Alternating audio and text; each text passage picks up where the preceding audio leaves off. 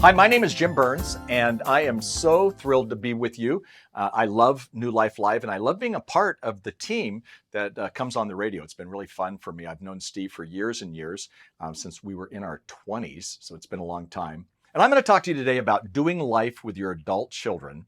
Keep your mouth shut and the welcome mat out. Okay, that pretty much summarizes what I'm going to talk about. Never easy to all of a sudden have adult children. In fact, the truth is they don't know what they're doing as adult children usually. Sometimes our kids anyway, when they became 18 and they said, I'm an adult, treat me like an adult, but I'm thinking I'm still paying for their cell phone. We're still paying for them for college education. And, there were still some issues. But also we didn't know how to parent adult children. We actually had to make a move. So I want to give you some principles. And the principles don't come out of ease for us. Our kids sort of had bumps. I remember my wife, Kathy, saying, wow, didn't see this coming. But, today my kids are in their 30s and, things have kind of straightened out. So if you have younger kids who are adults, and, there's some good news for you. They oftentimes do straighten out. So I want to give you a couple of principles, and you may like the principles, you may not like the principles, but nevertheless, these are principles that actually work in helping our kids. Notice that I didn't say parenting your adult children. I said doing life with your adult children, because the first principle goes like this. Are you ready for it? You're fired. You're fired. Your role as a parent has to change. Now that means that you've spent, 2 decades of your life being a day-to-day parent and pretty much in control. Once they get to the teenage years, you're not always in control. But when they become an adult, your role has to change. And so what I tell parents is it's your job to give them the passport to adulthood. They're moving toward freedom and they're moving toward adulthood anyway. And so they need that from you. And sometimes we enable dependency. Why? Well, because we need it more than they need it. And sometimes we don't always trust them. And yet part of our job description is to do just that.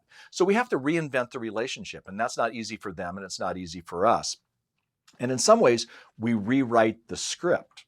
What I found in rewriting the script with our kids is that sometimes that brought grief. And we had some grief of having to kind of let go and let them do their thing, especially when they weren't making the best decisions. I'm thinking of a woman who I sometimes speak with, and she's one of the strong leaders up in the Silicon Valley. She's in business. She has done great things. You probably used her, I know I did, used her company today. It's a well-known company. She's a vice president of it. And she was telling me a story once. She's from Asia and she had brought her mom out and had got her mom a house probably nicer than most of the houses we live in. And she and her kids were over there that day and they'd had dinner. And the mom said to her, honey, as you're leaving, put on your coat. It's cold outside. And she kind of smiled. And I said, well, what did you say to your mom? And she said, well, I said, Mom, I'm pretty capable of deciding that I'm 45 years old. I've done a pretty good job with life. This home I bought for you. She was kind of mad at her mom and said, I'll decide myself. And the mom said, no, I'm your mother. You put on the coat. It's cold outside. So I said to her, what did you do? And she said, well, I put on my coat and I went outside, which we laughed about. But the truth is the mom probably overstepped her boundaries. Was it cold outside? Possibly was. The mom could have been right, but the daughter needed to make that decision on her own. So again, you give them the passport to adulthood. The principle is very, very clear, because what you want to do is help build responsible adults who love God, right? And so if you want them to be responsible with their adulthood, then the way to do it is to give them that passport.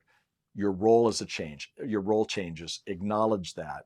And so you're not really fired. It's just that you had a parent-child relationship, and the ones who thrive when their kids are adults is when it becomes a parent-adult relationship or an adult-to-an-adult relationship. I was thinking about today. All 3 of my kids connected with me today. That's not always the norm, but it's pretty much the norm. And you know what was interesting? As I looked at all 3 of them, they all connected with me as kind of a mentor. And so my job moved from control and probably some, coaching, to now I'm more of a mentor. I'm more in a care relationship. But they asked me for some input and I was glad to give it to them. But again, I have to kind of wait on that. And that actually comes up with the second principle that I want to bring up today. Well, you ready for it? Unsolicited advice is usually taken as criticism. Yeah, What happens is we're the advice people. We have good advice, and we have given advice for 18 years. But once they become adults, it changes, because what they view your advice as, even if it's correct, is that you don't trust them, that they're not all grown. See, and that's a major thing. So this is where I think we have to sometimes even ask for permission. Let me say it this way: experience is a better teacher than advice. You knew this when your kids were 5, that if they put their hand on the burner and it burnt, they're not going to do that again. If they fell off the bicycle, they're going to adjust. And it's about adjustment. But sometimes with adults, we have to just let them experience something, because experience is almost always a better teacher than advice. When you're intrusive, they take that again as you don't trust them, like I said. So I think we ask for permission. Now, I did this with my daughter, Christy. She and her husband, Steve, and their 2 kids, our grandkids, were moving to Texas for a year. They're having almost an argument about how they were going to pack their stuff to get to Texas. I was in the kitchen, and so I did what, a dad would do. I had a better idea because I didn't think Steve's idea was good, and I didn't think Christy's idea was good. So I said, "Hey, I got a better idea. Do you mind if I share it?" My daughter goes, "Not now, Dad." She's focusing on her husband. I kind of just intruded, right? I actually had a better idea in my mind. So I walked out, did what I should have done. I was a little hurt, I'll be honest with you. I was thinking, wait, people pay me to give them advice. My daughter doesn't want my advice. Well, they moved to Texas, and it was a disaster. They used Steve's idea. It was worse than Christy's. And they lost part of a crib. They lost a dresser. I mean, it was not a good thing, right?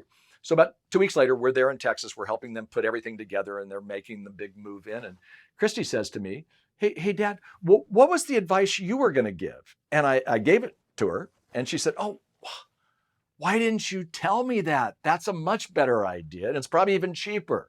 Well, what I had to realize was that at that point, she wasn't willing to take my advice, and I needed to back off. And experience is a better teacher than advice. The Bible says that your words have the power to either bless or curse. And what I have found is I want to be the biggest cheerleader for my kids. Now, again, there's times when my kids, and we'll talk about this in another session, but there's times when my kids have made poor choices. And there's times when I have to actually, not give them advice as much as I want to give them advice. But sometimes you give them advice, but that's taking a hit, see?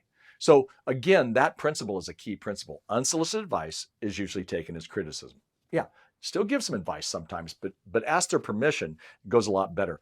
Just in a short time period, let me give you one more. Principle number 3 is we have to become students of their culture. Your kids are either millennials or they are Gen Z, most likely. And these kids were raised differently. And so we want to become people who understand some of those distinctives, right? And their distinctives are different. I mean, one of the distinctives is that, well, they were raised on technology. You are too, but their life is around technology. That's how they shop. That's how they talk. My daughter Heidi just said, "I talk to her almost every day." And I said, "You do?" And I'm thinking the phone, because I'm an old guy. And she goes, "Oh no, Dad, we text or we message on Instagram," right? So, technology is huge for them. But the one that really we have to look at sometime is they view tolerance as a form of loving.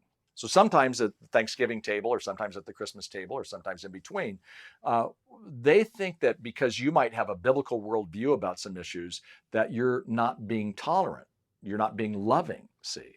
And so it's hard for us to understand that they actually grew up in a different era. I'm not saying it's right, but I'm saying I don't know that we put that much energy into trying to convince them of our ways, whereas let them kind of figure some of that out themselves. And they're living in the culture, which I call the cringe factor. I mean, these are people who oftentimes have a different view than ours on gender identity. They've perhaps been raised seeing pornography because the average age is 11.